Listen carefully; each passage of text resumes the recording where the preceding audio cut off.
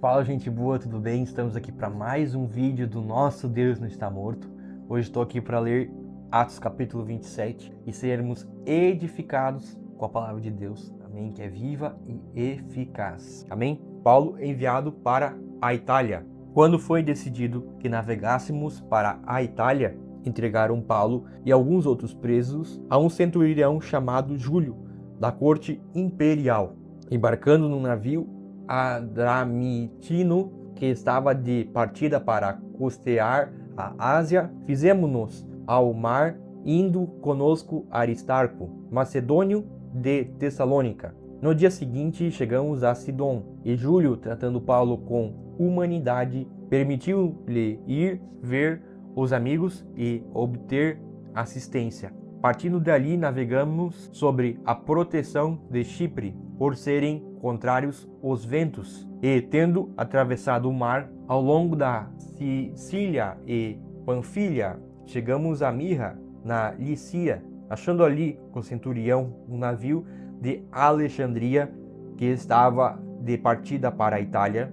Nele nos fez embarcar, navegando vagarosamente muitos dias e tendo chegado com dificuldade de fronte de Cnido, não nos sendo permitido prosseguir por causa do vento contrário.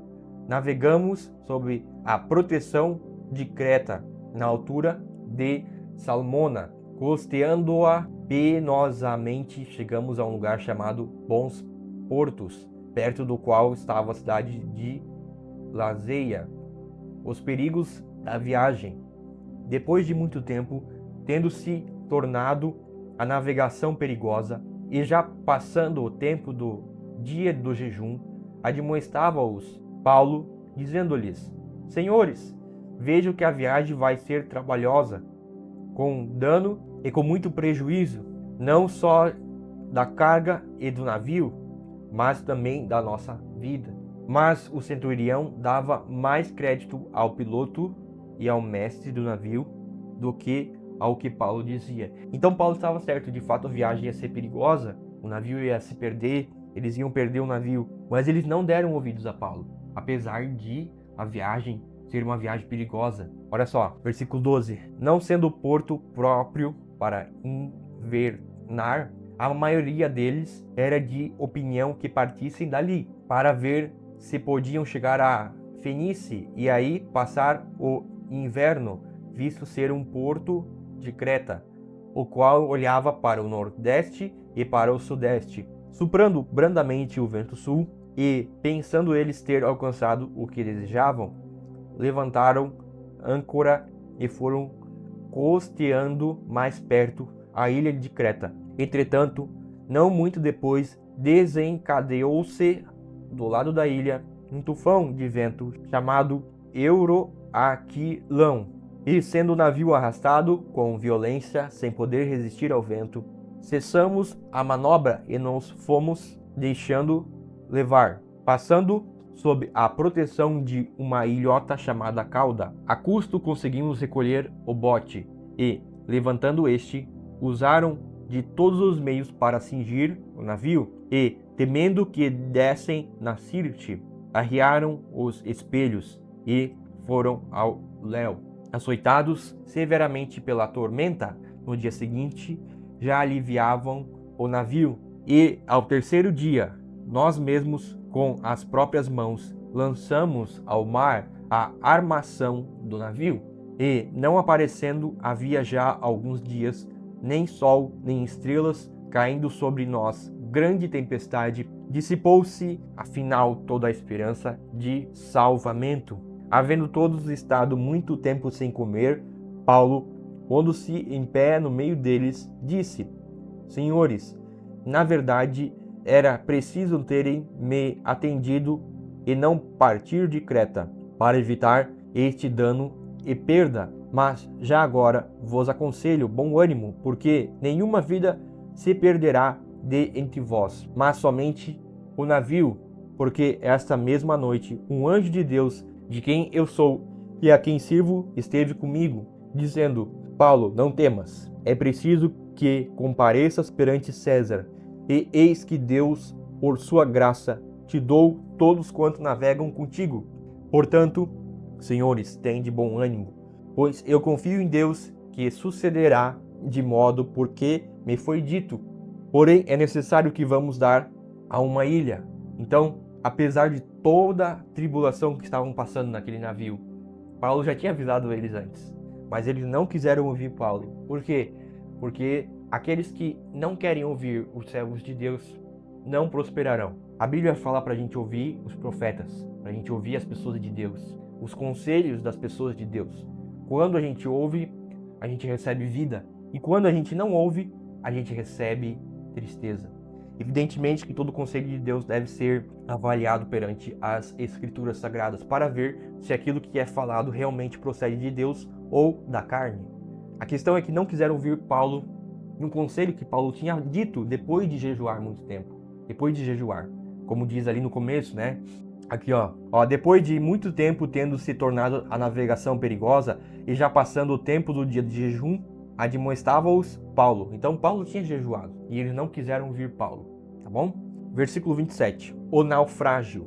Quando chegou a 14ª noite, sendo nós batidos de um lado para o outro no mar Adriático por volta da meia-noite, presentearam os marinheiros que se aproximavam de alguma terra e, lançando o prumo, acharam 20 braçás, passando um pouco mais adiante.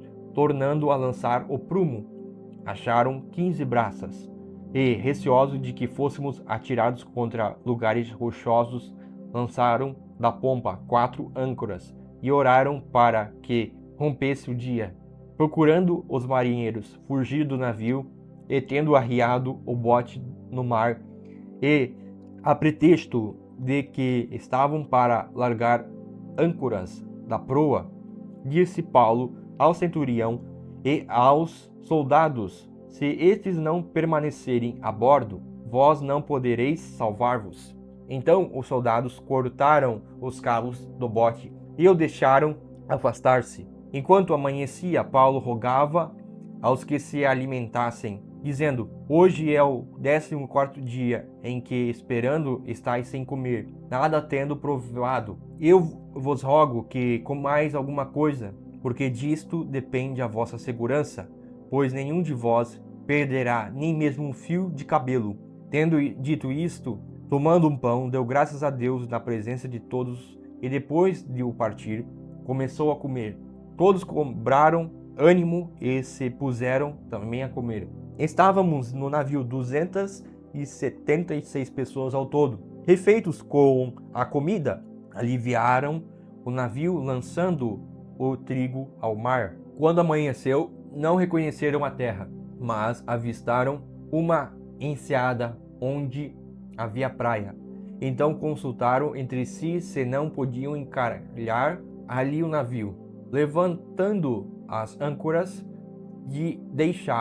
deixaram-no ir ao mar, lançando também as amarras do leme e, alçando a vela de proa ao vento, dirigiam-se para a praia. Dando, porém, em um lugar onde duas correntes se encontravam, encalharam ali o navio. A proa encravou-se e ficou imóvel, mas a popa se abria pela violência do mar.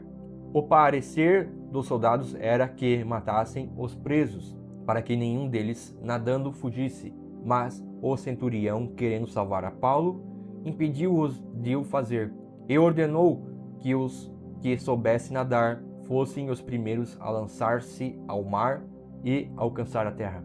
Quanto aos demais, que se salvassem, uns em tábuas e outros em destroços do navio, e foi assim que todos se salvaram em terra.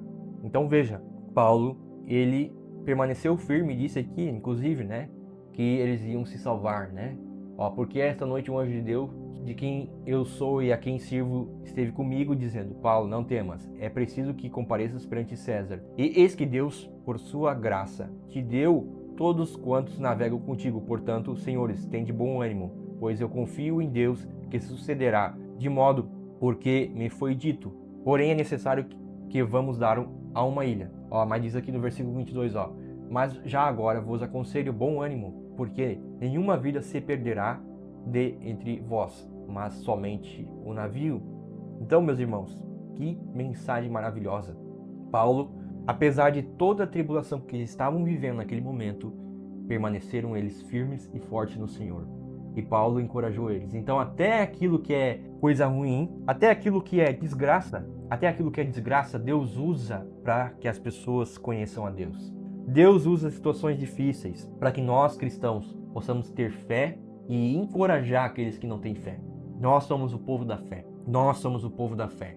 E ainda que o mundo não esteja com fé, nós temos fé. E porque temos fé, Deus nos ouve. E nós devemos trazer essa fé para todos aqueles que estão à nossa volta. Mesmo diante das tempestades da vida, quando temos fé, podemos confiar que Deus vai fazer aquilo que Ele disse que iria fazer. Amém? Senhor Deus, obrigado pela mensagem de hoje. Pai Deus, obrigado por cada um que está aqui, Pai. Como Paulo foi vitorioso naquele navio, apesar de toda a tribulação, apesar de todo o perigo de morte que estava acontecendo ali. Pai, guarda-nos também, Pai. Guarda a nossa vida, Senhor. Que nós possamos ter uma fé assim, Pai, como a de Paulo, Pai. Não ligando para aquilo que está acontecendo à nossa volta, Pai. Mas permanecendo firme, ouvindo o Espírito Santo. Em nome de Cristo Jesus. Que a paz de Deus te abençoe e que a graça do Senhor Jesus esteja contigo. Até amanhã que vamos ler Atos capítulo 28 e sermos edificados com a palavra de Deus. Valeu, valeu!